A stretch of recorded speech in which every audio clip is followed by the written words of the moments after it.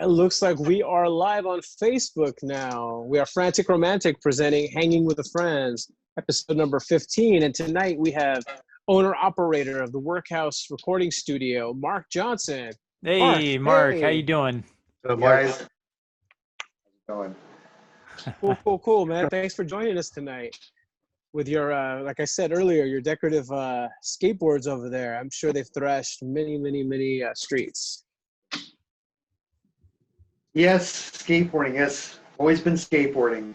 It's always something I love to do.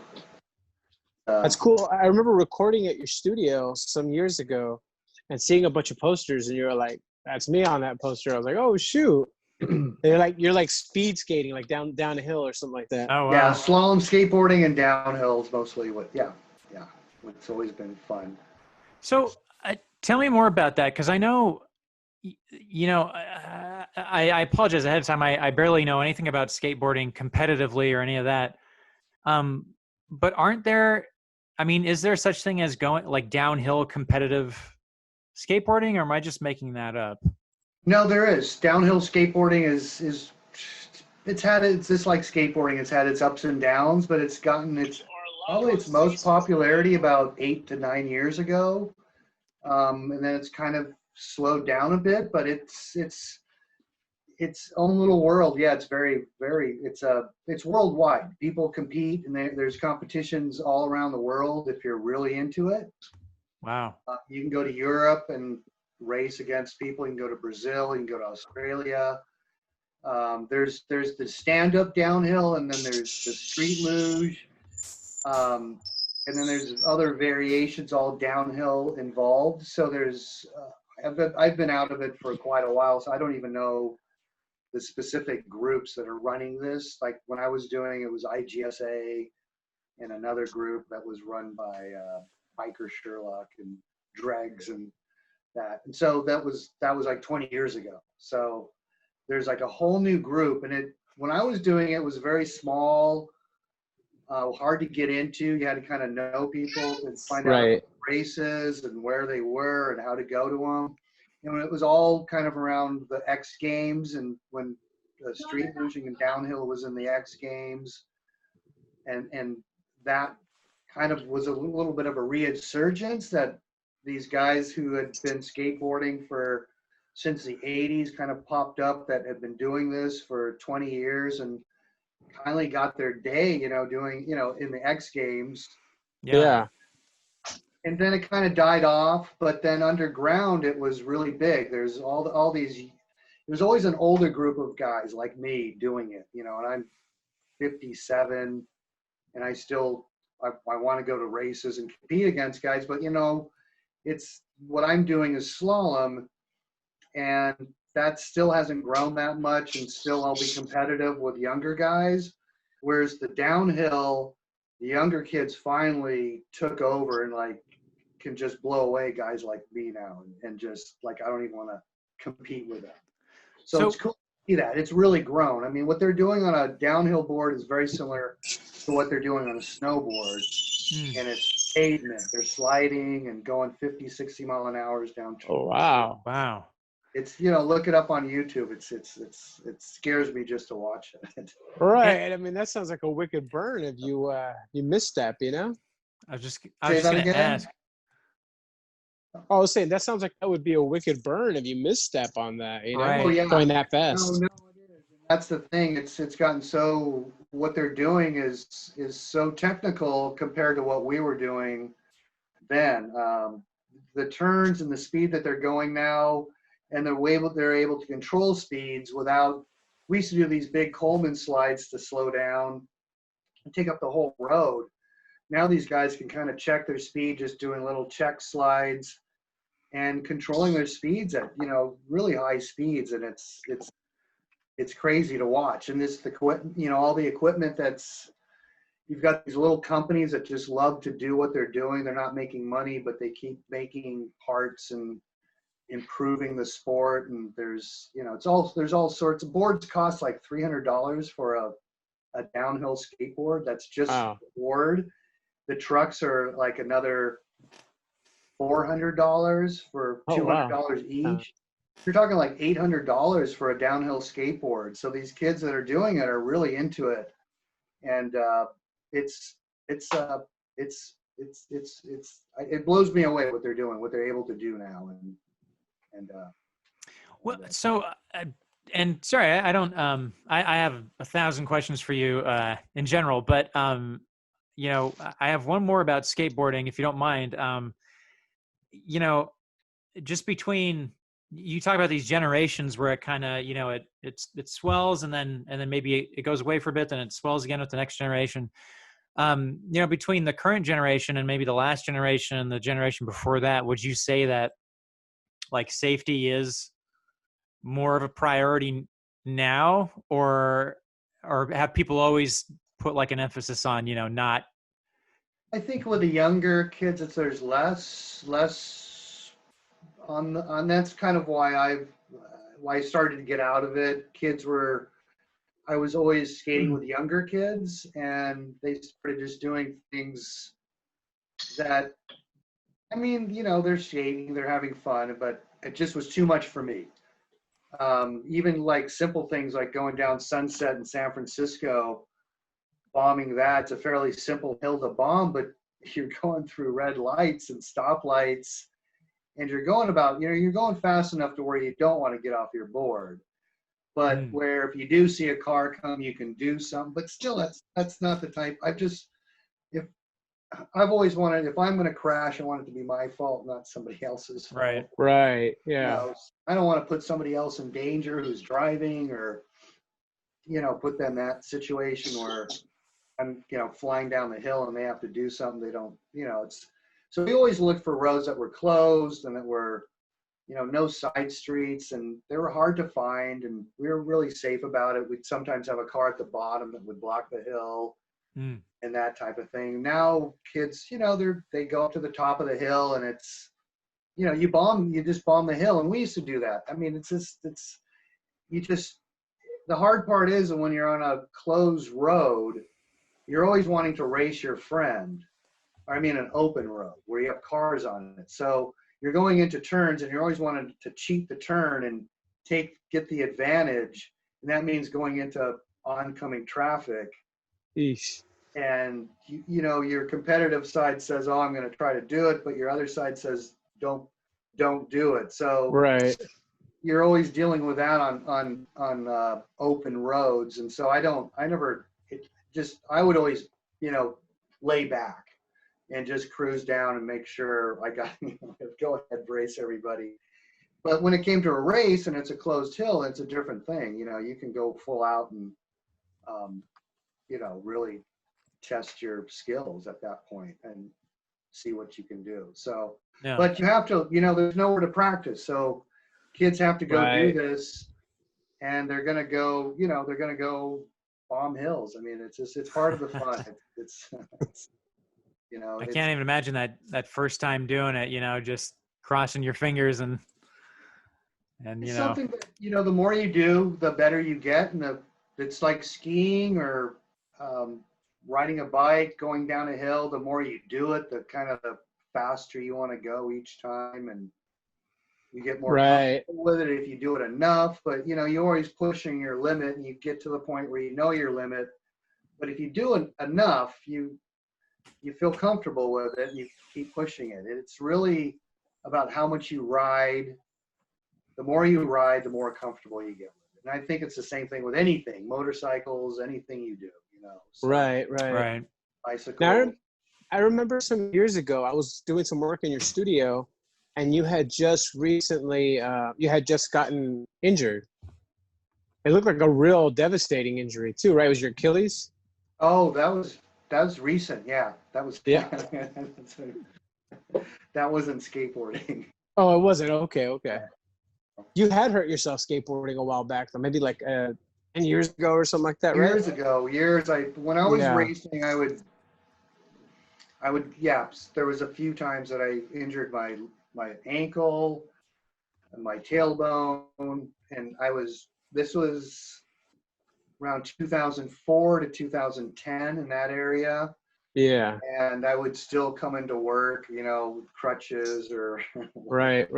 I remember tracking something. I think it was probably around 2009, 2010. And I remember you were on crutches. And I was like, damn, you know, and you're like, wow. hey, yeah, it was worth it. It was worth it, but, you know, but that's Yeah, the it's usually not too consequences. bad. I mean, my worst injury was my Achilles heel, and I don't even know what Skateboarding. I was doing. Yeah. Well, So, cool. Well, for everybody tuning in tonight, we're here with Mark Johnson, the recording engineer at this recording studio called Workhouse Studio, and I believe this is the first time we've had a recording engineer On the show? on our show, which is exciting because I mean, I feel like you probably have a ton of stories, and you know, maybe there's a lot you don't feel comfortable sharing, but I you know, just thinking about all the bands you've worked with, and you know, everybody who's come in and out of there, and just all the different experiences you've had. I mean, it must be it's exciting. it's been no, it's been great. I never expected that it would last as long as it has. Going back all the way to, I started the studio out of my house that I lived with. My girlfriend at the time, she came up with a name because we were in a house, and she said, Workhouse, and that's kind of stuck. And this is going all the way back to like 91, 92. Oh wow! And I'd even had Wow. the studio even before that, and I don't even know if we had a name for it. We might have. I was actually going out with the same girl at that time. So this is like 80, right when I got out of recording school. The first house that I lived with, I had roommates. They weren't really musicians, so I had like this living room set up with all sorts of MIDI gear and enough stuff, an 8-track, and it was the beginning of what would become the first recording, which would become the Workhouse. It was like an 8-track and linked up to a sequencer. And I was able to do a few projects in there. They were my very first projects and stuff, and I was still learning. Everything was MIDI was new. Just syncing a 8-track to MIDI was a big deal. And I used to get some bands in there and just record bands, no MIDI on an 8-track. And this was in the house. My roommates weren't too stoked with it and stuff. So, so not too much happened there. But soon after that, me and my girlfriend at the time moved and got a house. And I was able to have a bedroom and a bedroom to myself with a control room. And I was just doing it out of fun at the time. Well, fun, and it's always what I wanted to do, but I had another job at the time. Yeah. And I was starting to pick up clients in the evening. It was hit, I had 3 or 4 clients a week, and it was just hit or miss. And I was learning, and it was really cool. And then all of a sudden I got laid off from my job. And I was there to answer the phone. And all of a sudden I started getting calls, and people, sure, come right over. You don't have to wait till tomorrow, whatever. And that first month I ended up making more money than I was making at my job. And I was like, oh, this is cool, and I just started rolling from there, and then got to a point where I was able to get a commercial building down near the Oasis. And I don't know if you I remember the Oasis. Yeah, I remember the Oasis. Do you remember the studio? Do you remember my first studio there down there? Yeah, it was right by it, right? It was right on First Street, right by St. James Park. Yeah. And the location was cool, but the building was kind of funky. I mean, it was talk about spooky, and the building had been there since the 20s, and there'd been all sorts of stories of what had gone on in there. Sounds like a Zeke story. Yeah, right I was just gonna say Zeke building.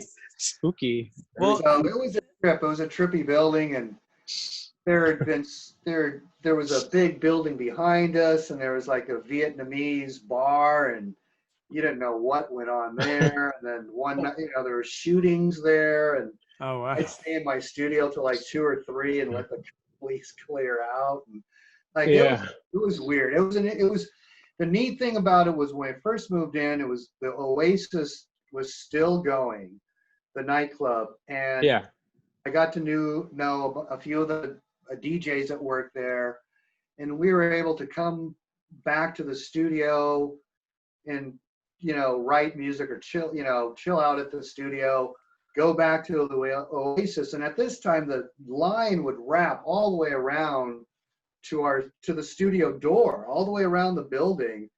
Yeah. And we just like come in and then walk back into the Oasis. You're like, dun, dun, dun, you know, Feel super important, right? yeah, Like, you know, you were able to play the, you know, the cool thing is you're able to play the DJ's song there at the Oasis, just some song that nobody heard, just to get the reaction of the club and see how they reacted. And we would go back and we could work on a song. And so that was, you know, I was really into, you know, house music, and that basically was, you know, this was 95, 96, right around then. And then ska was huge. And so I was getting a bunch of ska bands and a bunch of DJs. And so business was really good right when I opened up in that odd location. And then, yeah, so it was a cool spot. So that must have been great, right? I mean, that was the heyday of like a music movement that was going on. It was. I remember. I mean, Sofa was going on downtown. I mean, it was. I mean, we weren't that far from Santa Clara. We were, you know, on the other side of town. But there was Germania,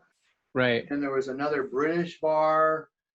And I got so well that, you know, I got to know the bartenders. They were the same age as me. And I'd run over there and grab a beer, push record, you know, and run over to the bar and drink a beer and listen, like, make sure the band's going, they're recording, and then like, okay, here, put it back, I gotta run back, you know, and but yeah, I mean, right across the street. And it was fun, you know, you record, you go downtown after recording, and or you just go across the street to Germania or the British bar, and it was fun. It was Hey, Mark, how would you promote your business around that time? Say that again? I'm sorry. How were you able to promote your business around that time? Was it mostly through like word of mouth? Well, there was BAM magazine. I don't know if you remember that. Yeah, Bay Area, BAM magazine. yeah. And that was a really good way. I mean, all the musicians, what was cool about BAM was all the studios listed in BAM. And if you were a musician looking for a recording studio, you grabbed a BAM. And so it was for as far as advertising went really well. Like with Metro, you had to advertise for months and months and months before you started to get calls. And it was kind of the same thing with BAM, but you got so much business from BAM. And then posters. I used to go around and put up, you know, flyers all over the place. You know, Guitar Center, starving a musician, economy. I mean, any place, you know, any place I could think of, any place that was involved with musicians. Music, and right? You could get away with posting up, you know, your flyers and stuff. And I did that. I mean, I probably did that for the first 8 or 9 years, and I had a friend of my brother's who was super nice, let me come in and make all the flyers that I wanted on his printing machines. And so I was able to do that and stuff. But I mean, I literally, that's how I really, you know, there was no real internet at the time, and there was no way to promote yourself other than advertising, and advertising's fairly expensive before you see the returns on it. Yeah. So, you know, you do see the returns, but you have to really be patient on that. But the flyers, I mean, even if I went to 10 or 15 places and I got 1 or 2 bands off of that, I was stoked, you know. I mean, you know, one person doing a band, that's a project, you know. You get 5, 6 projects going by yourself, you're busy. Yeah. Mm-hmm. So yeah, so that was how I started, you know, getting business back then. But you know, people forget that back then, if you recorded something, it's not like now where you can edit it easily, like on a computer interface. Back then, if you made noise or whatever, stop, let's do it again. Let's run it from the beginning, you know? There was no editing. I mean, I worked, before I started my studio, I worked at Sonic Images. And this was a fairly big studio at the time. It was 2-inch tape. You know, it had a Ampex board, and it was cool. And he just grew and grew and grew. But I learned, you know, most of my stuff at his studio. So again, I forgot where I was going with that, but he, that's why, I learned, basically started working with clients, and then I was able, again, I'd done small stuff in my house, but working with a band and doing one-on-one rap stuff or just doing vocals for somebody was completely different. So anyway, so we started, I was able to, I got very lucky over there. I got, people wanted to be part of the studio. They lend me equipment. I had one guy give me like 8-app machines, which at the time were like, that's the I recorded on coolest thing in 8-apps the with you. world. Yeah. But as an engineer, I hated 8-apps. I don't know how many gray hairs I grew working with 8-apps. With tape, you push tape machine, and even a 24-track machine, you push tape, push play, and it just rolls. You go 3 minutes, you hit rewind, and boom, 20 seconds, 10 seconds. It's not that much slower than moving a mouse around. It was the 2-inch tapes and the really nice machines were really quick, but the 8-apps were like you push play, and it was like one machine would start, then the next machine would start, and then the next machine would start. If you're doing 24 tracks, and then, if the band started in early before, if it took 5 or 6 seconds, because you hit record and you think, okay, go ahead. And then you're like waiting, like, come on, waiting for all the machines to kick in. And then, if you didn't maintain them, they wouldn't sync up. And there were a lot of work to keep those things going. But they were, that was it. That was the kind of, for smaller, it's the beginning of smaller studios.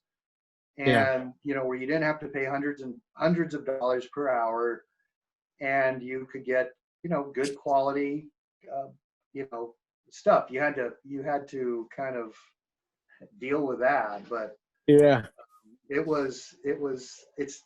today with a computer, it's you can fix anything you want, just about. It's just a matter of time.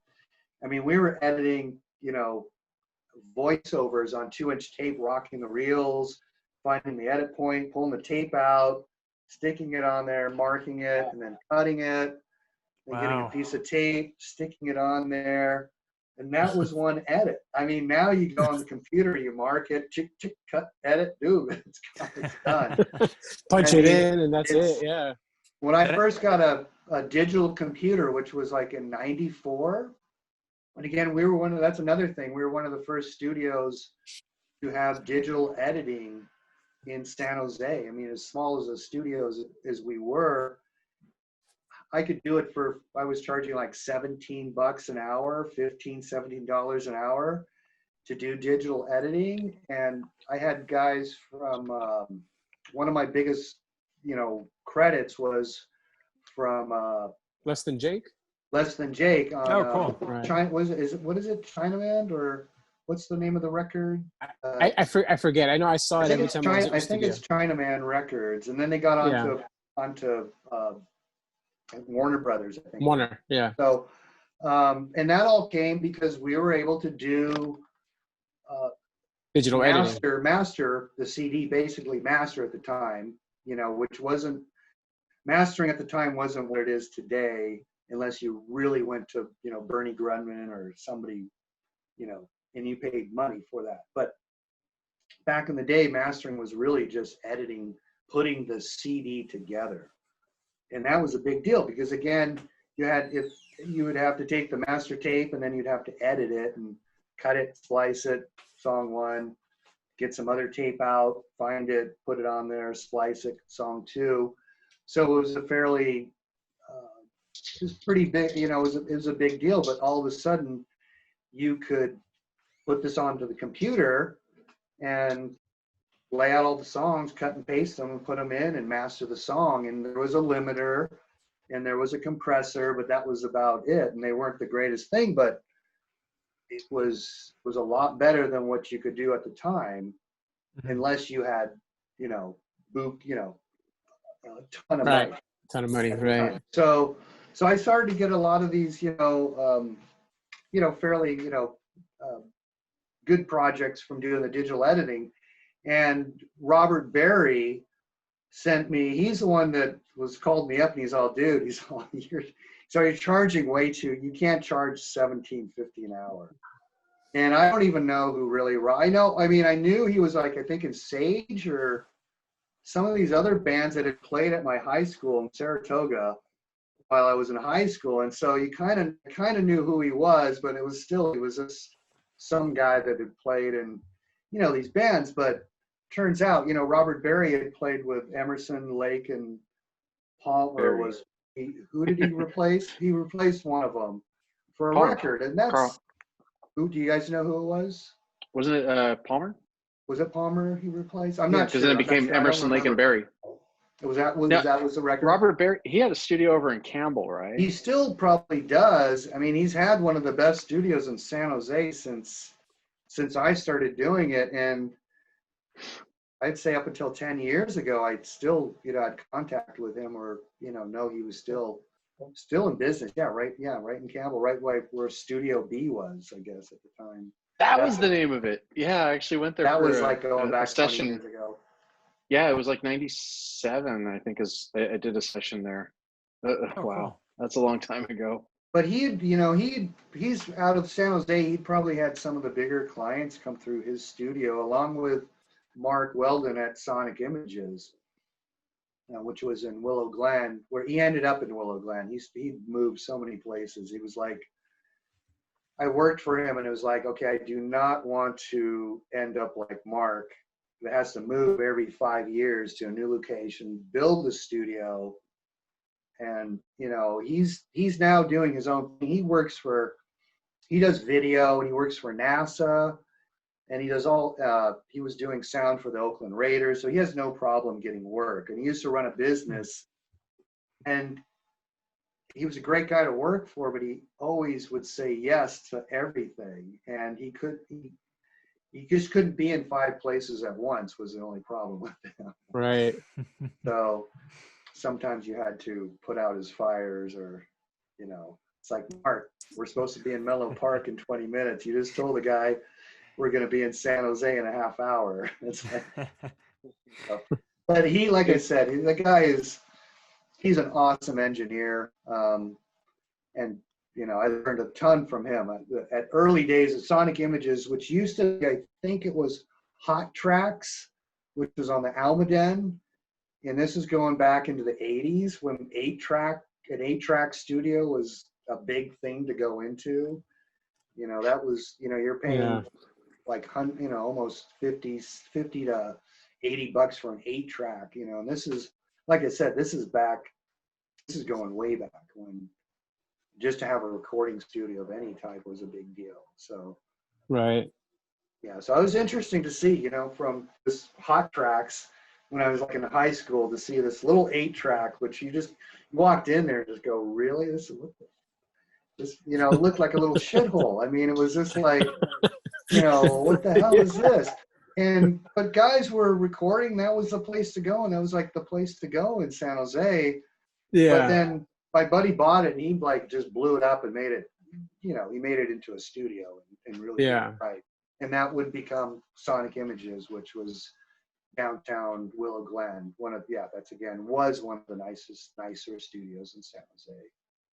But they're all over. I mean, you find these studios that you just, I get on the internet sometimes, just look at the competition and I'll find studios that I've never heard of, and I look at their gear and what they're doing, and they pop up all the time. So there's always competition. Always competition. Yeah.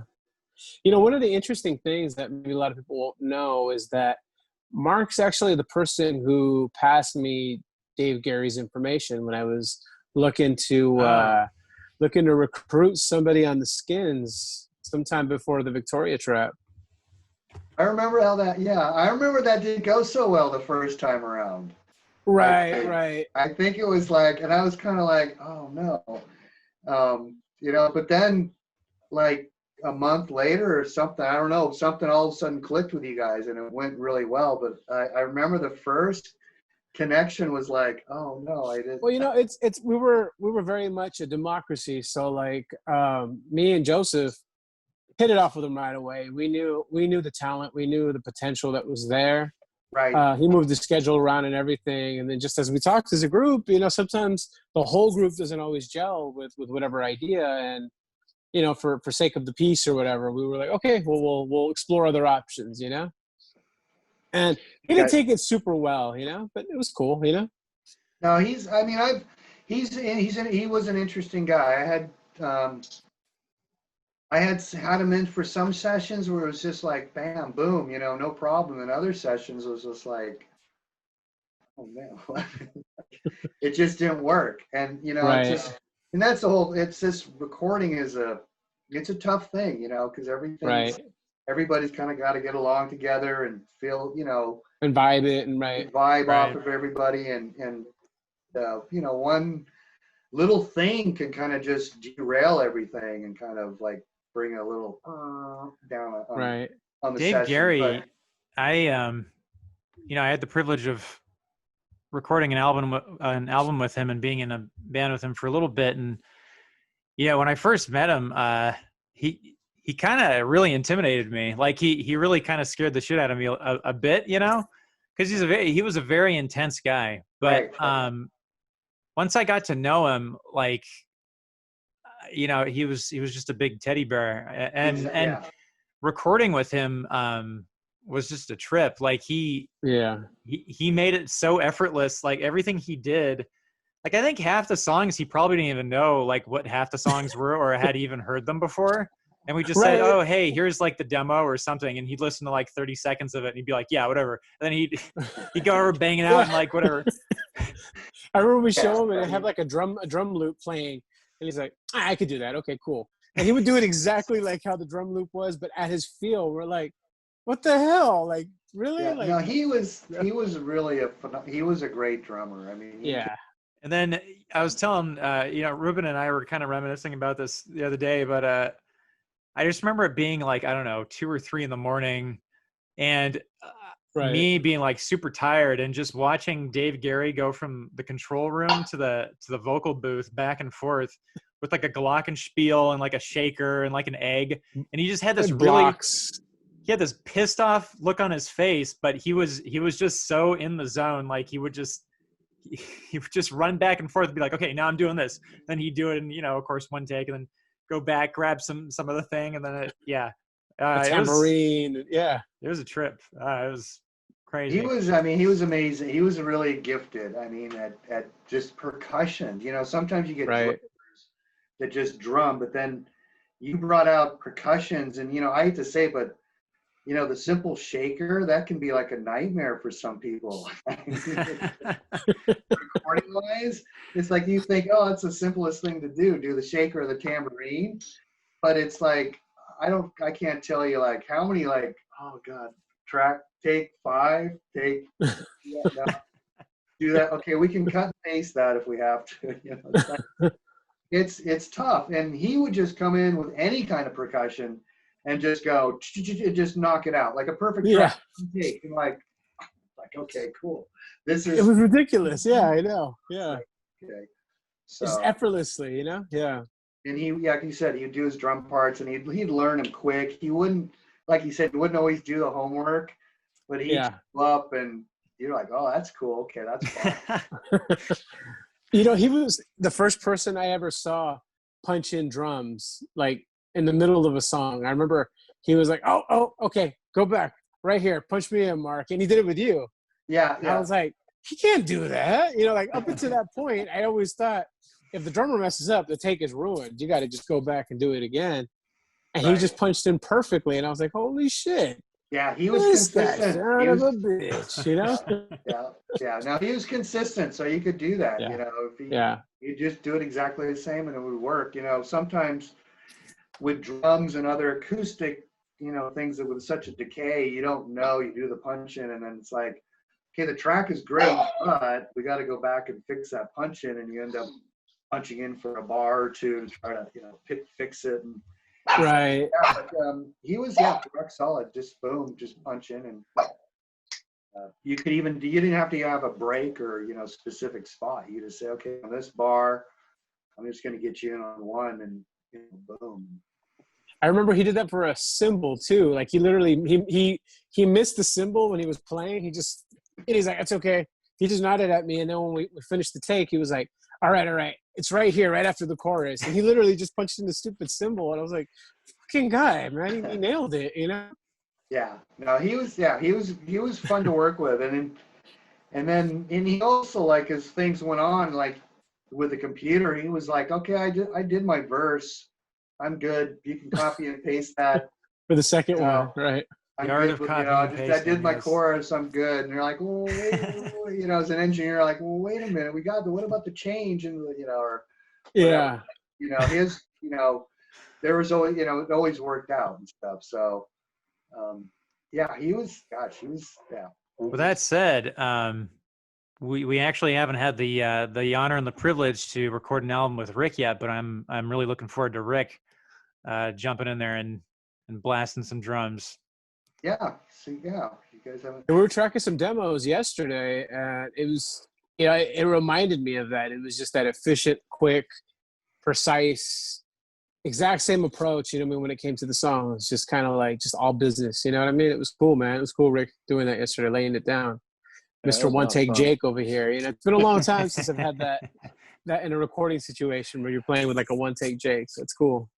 Good. That was fun. Because being able to do it over consistently, or instead of like, oh, it was good take, okay, take 3 or more takes to get another one like that or whatever. But that's cool. Rick, how long have you guys been together now? So working together, or? I officially joined 1 year ago. Okay. This weekend. This weekend. So you guys, wow. So you guys have been, Yeah. But I got hired by Ruben to sub for the previous drummer, Jesse, and he wasn't able to make a show, and it was kind of a last minute, being that there was a month, I think, lead time. Right. Maybe it was a little bit longer than that. And traveling to another country, Yeah. So we were like, talking over Facebook Craigslist is where he found me. Yeah. And so he sent me an email. We started talking a little bit, and then we were talking about like what the show is, and okay. I mean, it sounds like a pretty high profile thing. There's a lot of pressure to it. I'm good with that. Made sure my calendar was clear, and and then he says, maybe I think like in a follow-up conversation, he says, yeah, it's down Tijuana. Excuse me? So, and then that was like ready. Yeah. So, and I did not. He didn't have his passport, right? Yeah, it was expired, and I was like, I don't do any travel, so what do I need that for? So, did a quick little turnaround thing with the State Department and got that, and then he's like, all right, we're good to go. All right, cool. All right. And so we had, I think, a total of 8 hours of practice, just in various settings. Like a couple times it was just Ruben and me going over the tunes, and there's 13 songs, right? Yeah, so there's 13 songs. We've got 8 hours.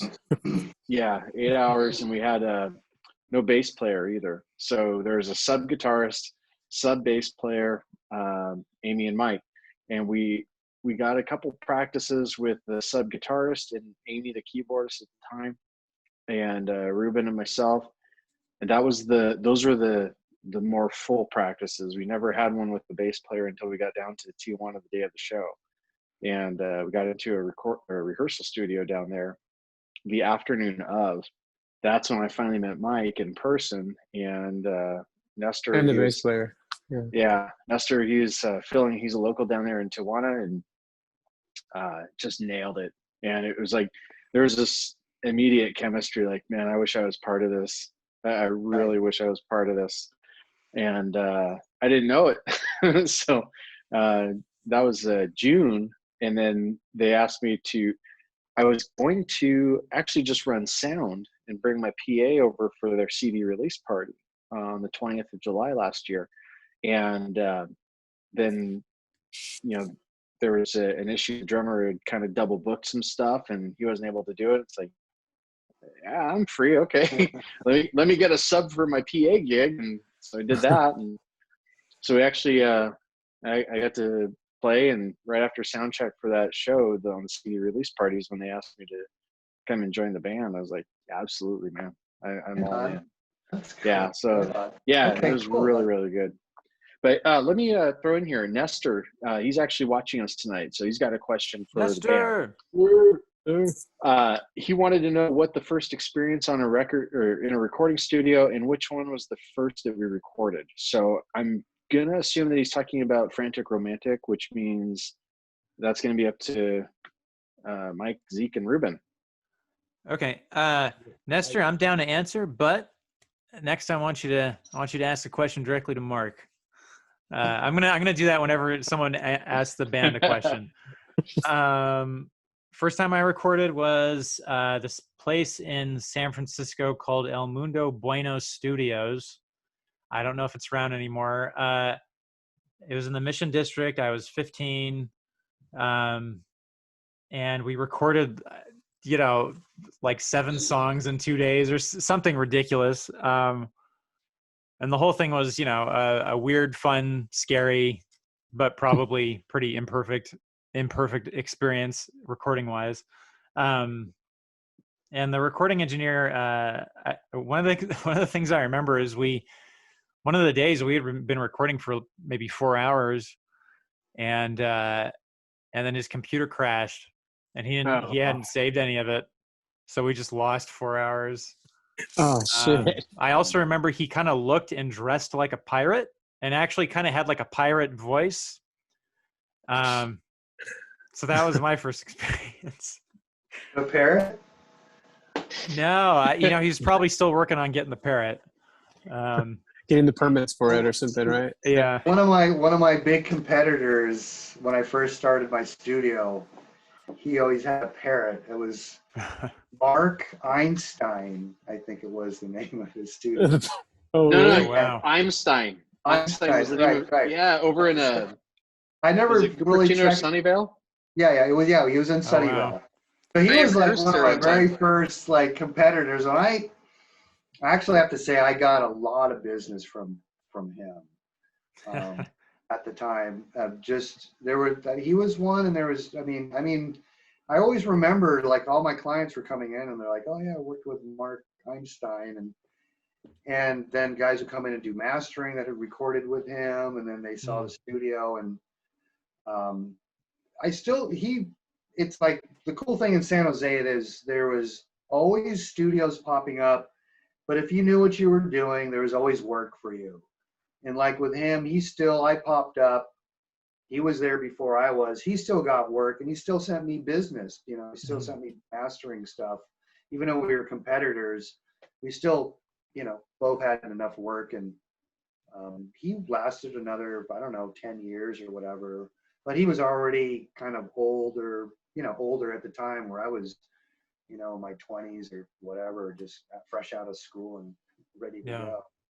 So It became like a war of attrition, right? Basically, like last man standing at some point, basically. It's cool though that you guys could still work together, though. You know what I mean? Giving each other work. Like I said, he still. I didn't put him out of business or anything. Like I said, he even sent me business. So yeah.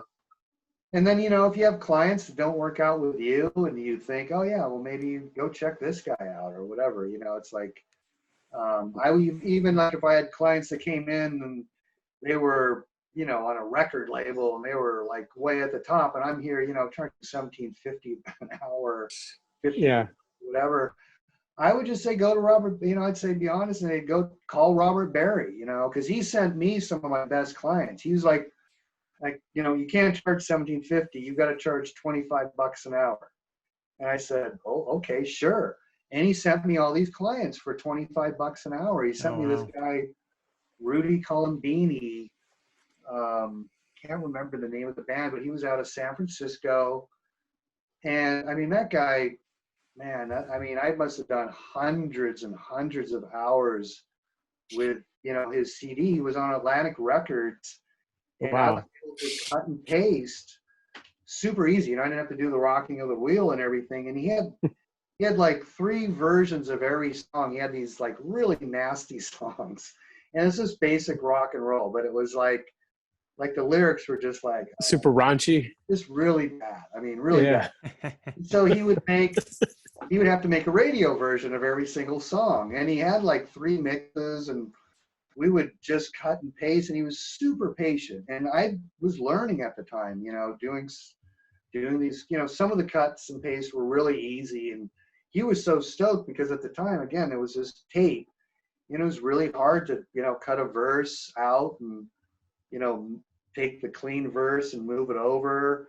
That was really hard to do with tape. And all of a sudden you had the computer where you could do that. And I did some things that were fairly easy to me, but he was just like so stoked with what I was able to do that he was, again, so patient that I would get stressed on an edit that he was trying to do. And he'd just like be able, don't worry, Mark, just take your time. You try whatever you want to try. Just, if you don't think it's going to work, just try it anyways. And he would sit there and kind of push me and, no, we can get this to work. And we'd end up taking notes of one edit, one mix, and another note of another mix and cross fading them and, working on one simple little edit for like 2 hours. And Damn. we would sometimes get it, and I would do stuff like, I was like, wow. When I started that, I never thought that thing would work. And the patience that he had really helped, and ongoing and other projects that I had, because I had learned with him that you can do stuff that if you put the time into it and try different things, that even if you don't think it's going to work, you can eventually get it to work. And this was 25 years ago. And now with the technology, it's like 100 times better. So it's like, it's so I love, I mean, it's like, if there's anything on the computer you need fixed, you literally can fix it. It's scary.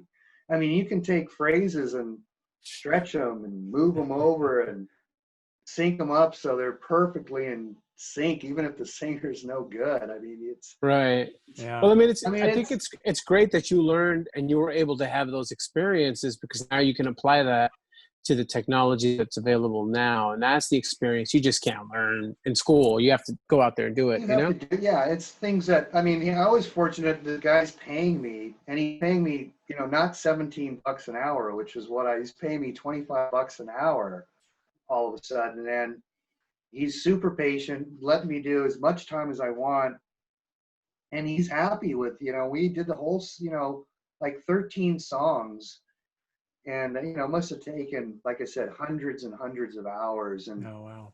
I mean, I was stoked, starting out my studio, and my investment in buying this, it was the Card D. It was the first digital card you could buy for a PC. Pro Tools had just started, if you had an Apple. Of course, there was the Commodore before all that. But, this was like the very first being able to get digital audio onto your computer. And the funny thing is, my hard drive at the time was 520 megs. It was a half a gig. I mean, and I forgot That was huge. I mean, I think so. I had a DAT machine, so you would work on like 3 or 4 songs. Then you would copy them digitally over to the DAT machine, save them. Then you'd work on 3 or 4 more songs, and then save them. And then then you have to erase the hard drive. And then you could fit all those songs onto the hard drive to make it into a CD, master it. And then, put it onto back onto the DAT machine. And that's what you gave your master, was on a DAT. So, that was, I think about that now. It's like I have like hundreds of gigs. Like my RAM is more than my hard drive was back. Well, yeah, I mean, that's crazy. So, yeah. So, but that was the best. That was a great investment for the studio. I mean, I spent hours with my dad figuring it out with the company they were back in Minnesota. I'm not even sure. They were in business like 12 years ago, but they had totally switched over. They were doing stuff for earthquakes and all this other weird stuff. But used to do beta testing for them because I was one of the first guys that was able to get it up and run very, without any problems. It didn't crash on me. And, again, I had help from my dad who had been working with IBM computers since the early 80s. And, and we would get on the phone with these guys in Minnesota and go over all these problems we were having, and we'd, get them fixed. And then I started syncing it up to my 8-track with MIDI, and like nobody was able to do this apparently in the United States. And I was like, these guys kept calling me and asking for, how are you doing this? And I get free software, I got free cards from these guys, and they just like supported me for like 5 or 6 years. And I just tested things for them and gave them, told them what made the thing crash, what worked, how I got it to work, what I was using, what hardware I was using. And so, yeah, so that was the beginning, for me, of digital audio. Wow. We got another question. This one is to Mark. All right. And another one from Nestor was listening to you, Mike. Thank you, Nestor.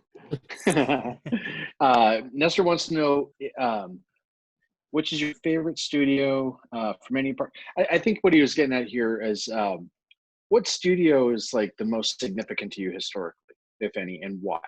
Some of the more technical, geeky kind of stuff.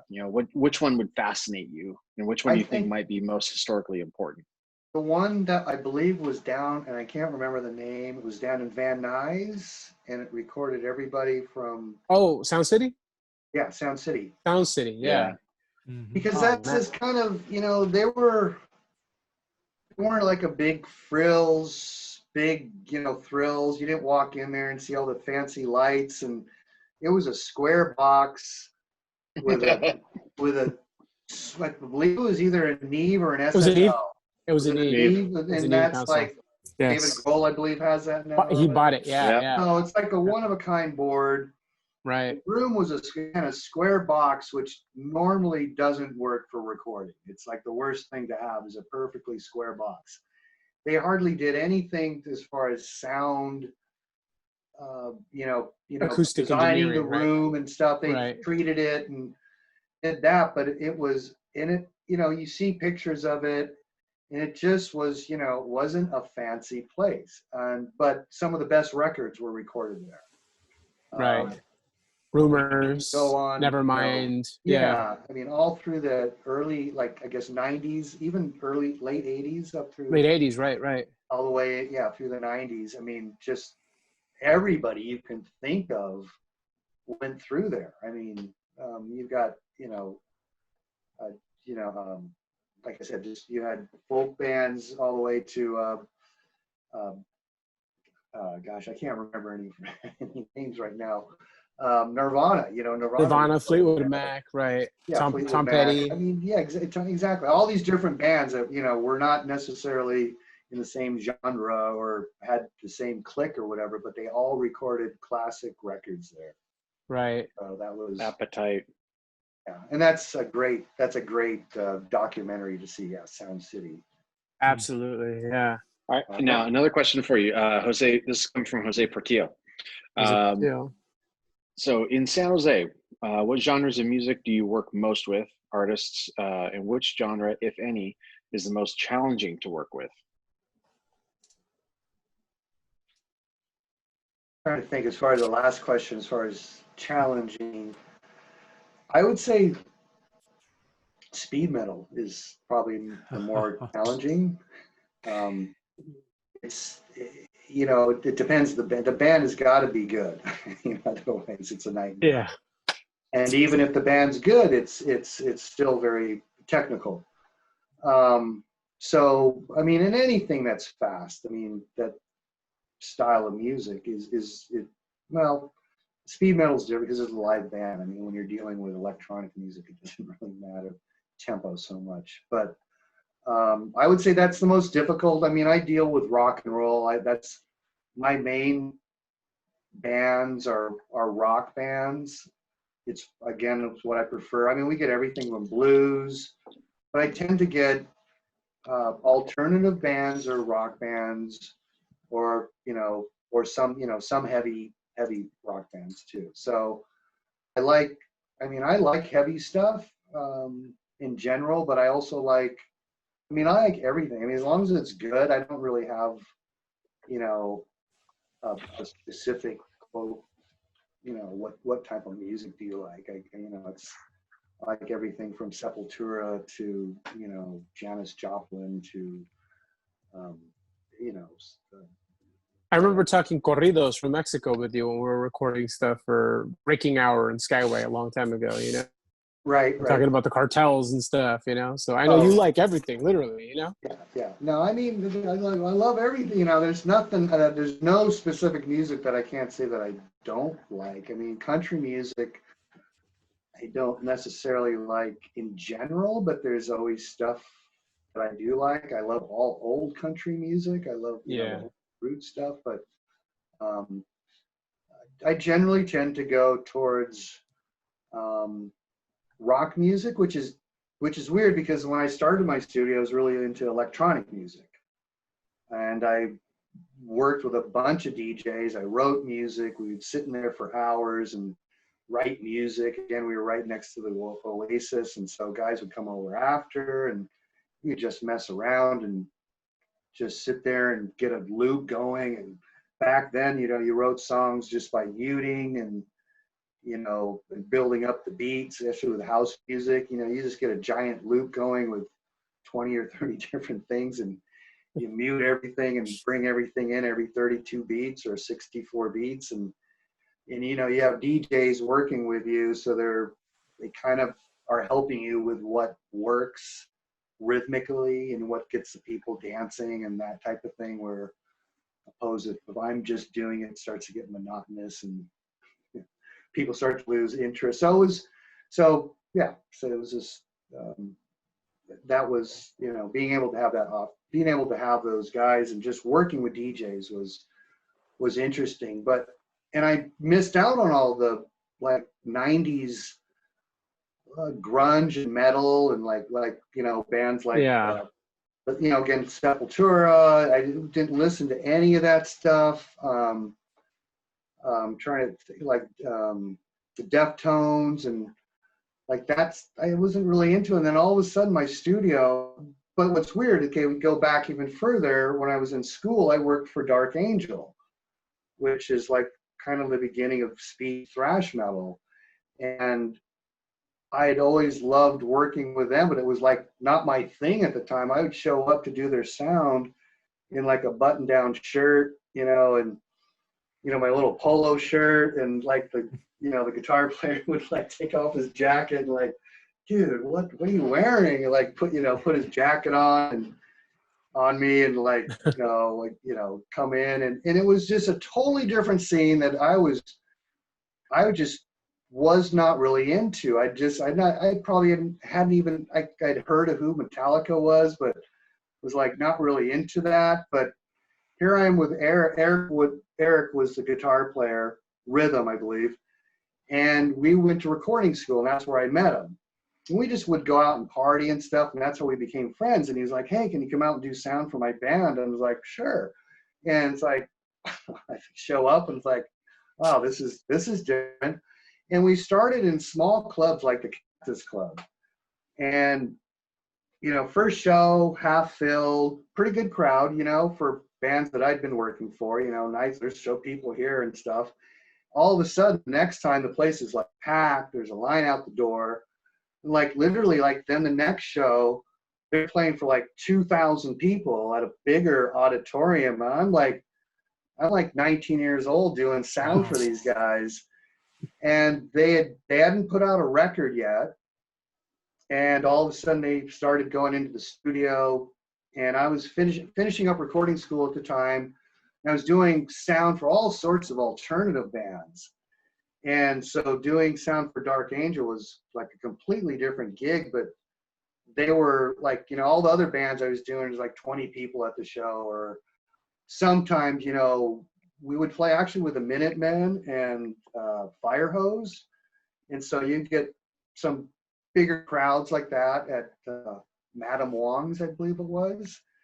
And we get some bigger shows, but they're always, you know, under 100 people. But when I would go do sound for Dark Angel, it started like 2,000 people, 2,500 people, you know, and I'm just like going, God, I hope I know what the fuck I'm doing. Because my first, I wasn't even, yeah, it was my first year in recording school. And I really didn't know that much about recording. I mean, I had gone to radio school, and so mixing was totally new to me, but I started doing it and they kept asking me to come back and do their sound. And I did it all the way till I left school.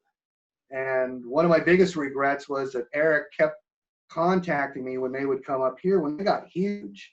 After I left, they put out their first record and they just blew up. And they got bigger and bigger all the way up to the 90s. And they used to play with Motorhead, always here in Santa Clara and in Berkeley. And Eric would always call me, like, come on out to the show, come out to the show. And I'm like, you know, all into techno and all this stuff. And I just looked back like, God, why didn't I go to one of those freaking shows? And I got all into that, like after like 2000, 2001, when I started getting a bunch of really heavy bands coming into the studio. And they were really a lot like Dark Angel. They were that heavy, you know, and I got this group right when I started my studio in 2001 that lasted for a good 8 or 9 years of just doing like these really, really heavy metal bands. That was just this constant flow of, you know, this band knew this band knew this band. And it was great, you know, right when I started, you know, the new studio, which, you know, one you've been down to. Yeah, on Orto, right? Orto Street. Hey guys, I hate to be that guy, and I'm always that guy. That's my duty to the show. It actually looks like we're at time. So Mark, I really apologize. I want to hear more stories, so I think we should have you back as soon as we can. But thank you for coming on the show. It's been a pleasure talking to you. Yeah, no worries. Thanks for having me. And for our audience, thanks for tuning in and asking Mark here some questions. I'm always just really fascinated with recording studios and just, you know, the stories that you guys have. Yeah, when it comes to the kinds of bands you work with, the kinds of situations that you've been through for good, for better or for worse. But honestly, Mark, thank you again. I mean, I look forward to chatting with you again. And we always take this time, the last maybe minute or two, to you know, go ahead and tell the audience where we can find you. You know, links to your website, links to your work. Yeah, workhousestudio.com. And we're in San Jose, California. Phone numbers 408-287-1843. And that's actually the same phone number that I had back in 1986, no, 87, 88, when I first moved in to the very first house where I started a few recording from. And now that's a landline. I get a lot of people texting and I miss a lot of calls, so it's always debatable whether I want to keep that number or not nowadays, because that's sometimes that's a dead end for people that are trying to text you or whatever. But also 828-6213-408. So yeah, give us a call. We're kind of waiting for all this weird stuff to calm down still. Yeah. I'm still doing sessions individually, tracking, where we're in separate rooms. We haven't done any bands yet, but we've been tracking bass tracks, vocal tracks, guitar tracks. And we're kind of trying to get the studio set up so the monitoring is better in the large room, so there's not as much contact with the band being in the control room, which is kind of the way it's always been. And yeah, now it's trying to change that, but make it comfortable so the band can monitor and hear. And it's been a challenge. Because you're not in the room, you don't know what the band's hearing. You're doing a ghost mix, maybe listening to it on headphones, but and you can also monitor it in the room, but it's different when you're, that room's so big that it needs some oomph, needs some real good sized speakers for the client to really get the feel. It's a big throw basically. Whereas in the control room, you're like sitting 2 or 3 feet away from the speakers. So Right. it sounds, you know, you don't need a monstrous system. In the other room, I've got to figure out some kind of monitoring system for the clients. It's a little more than what we had. We basically had a playback in there if you wanted to hear something back real rough. I mean, the speakers are great in there that we have, but it's just not the same as being in the control room. Right. Well, hopefully in 2021 we'll, you know, the possibilities will open up a bit more for everybody. I know with us, we're really dying to play some shows again. Yeah, I bet. But, I bet. Yeah. Well, keep me posted, and thanks again for having me on. Thanks for coming Thanks on. for joining us, man. Yeah. Thank you. Always good talking to you, man. Right on. All right. And for everybody out there, hanging with the friends, where we have a new guest on every week, we are here every Thursday at 8:30. We will see you next time. Thank you. Yeah. Later.